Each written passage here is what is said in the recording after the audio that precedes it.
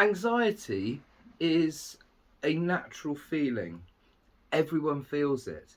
It's part of our survival. When we had creatures trying to eat us, if you weren't anxious, you wouldn't have run away. We would have been eaten. We wouldn't have passed our genes on. So anxiety is important. However, it can sometimes go very wrong. Believe me, I know about that. So I'd like to do a quick video about my experience with an anxiety disorder, and hopefully it might help someone. So here we go. Welcome to Mental Health Mondays. Yay! Hello happy gardeners, dendrologists, botanists, windowsill gardeners, and just anyone that's watching. We got Shaky on camera. So Shaky. Hiya. And today I just want to talk a little bit about anxiety. It's something that is in the press now. People are talking about it. I think the word panic attack is overused, because if you actually really have one, my word. Yeah, really, that's an introduction. That's an introduction to anxiety if you have a panic attack. Anyway, what I'd like to do is just try and explain what is going on in your brain when this happens. This was explained to me several years ago by a therapist, and it seemed to make sense. So here we go. Anxiety is a normal feeling. It's necessary. It has been necessary for us to survive as human beings. So I'm going to take you on a little journey. Shaky, you coming on this journey? Definitely. Right then, we are going for a walk through the countryside. We're walking through the countryside, we come up to a gate, we open the gate, and we're good citizens, and we know the country code. Is that what it's called? Countryside code?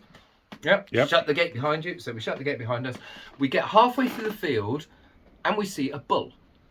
Now, the bull is not happy about us being in the field. He's got a ring in his nose and a couple of horns. Classic sort of cartoon bull, imagine that. He stamps his foot on the ground and he starts charging towards you. You will then run as fast as you possibly can to the gate and jump over it without even thinking about it. This will happen instinctively. It's happened to me on several times, and this is your fight or flight reaction. Obviously you're not going to fight a bull, because something in your head has decided you're going to lose. You arrive on the other side of the gate. You start to catch your breath. The bull is on the other side of the gate, stamping his hoof, annoyed that he didn't actually catch you, and your body will return to normal.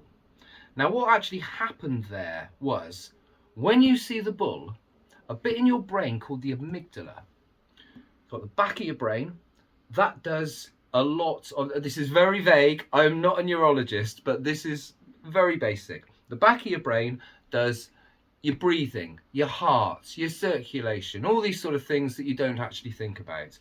In the middle, there's a middle bit of your brain called the amygdala. This is far more instinctive. It will, like I said, the fight or flight reaction, it will set off a process that will release adrenaline amongst other hormones into your body that will heighten your ability. Your pupils in your eyes will get bigger. You'll be able to see better. You'll be able to run faster, and you will be stronger. The front of your brain, that is where you process reason. It's where your personality is, in a way, because people that have had bad accidents and had pieces in the front of their brain damaged, their personality can change very much. But your decision making, your language, your reasoning, all that sort of stuff is at the front of your brain.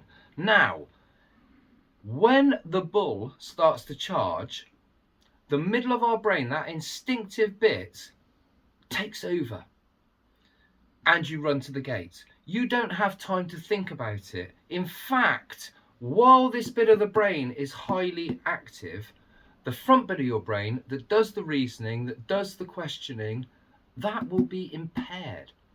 Now, I'm no expert, but I think this has arisen through natural selection, where if someone did think about it, there'd be a slight gap in the time that they started running, and therefore they probably got caught. And so this instinctive part takes over. So when you are in a state of high anxiety, your reasoning, your language skills, your ability to take in what's coming in around you is impaired dramatically. This is a fact. And you quite often see this with people that are having panic attacks or something like that. They can't really respond to you in any good way, apart from, or You know, that's how it happens. So what's going wrong with someone when they have anxiety for no apparent reason? This amygdala part of your brain, for some reason, is telling you that you are in danger, whereas in reality you're not. People might get this doing, a good example would be public speaking. Quite a lot of people get very anxious doing public speaking. However, there is no threat to your body. This is just a part of your brain, your amygdala, kicking in. And anyone who's done public speaking and had high anxiety, you'll realize how it really does corrupt your ability to function normally. It really does. Your whole brain is just pushing you towards, you know, doing that thing. Now, anxiety is not a bad thing. It's something that we embrace. We have roller coaster rides taking you up to the top. That's all about inducing anxiety. We have horror films, we have suspense thrillers. This is all about inducing anxiety. However, when it goes wrong, when in my case I have intense agoraphobia, this is a manifestation of anxiety. When I go to Sainsbury's to buy some milk, my body is reacting in the same way that someone would have been jumping over a trench in the First World War into incoming fire. All of those things happen. The adrenaline, and the ability to, you know, losing the ability to reason and to make rational decisions. And this is what happens. And so, with an anxiety disorder, when you are finding yourself in situations where you shouldn't be reacting like this, so it makes me shake sometimes, the adrenaline's so high. And like I said, I'm buying milk.